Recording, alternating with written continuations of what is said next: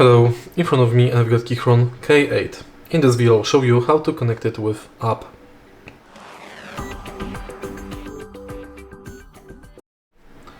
To pair the keyboard with app, firstly let's go to KEYCHRON Launcher.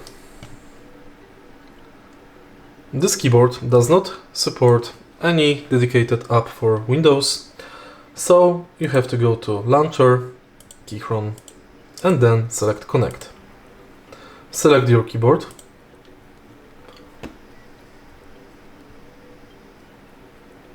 and it's done.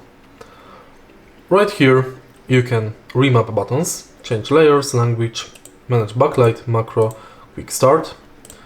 You can update firmware, manage adapter, firmware, perform key test and go to settings.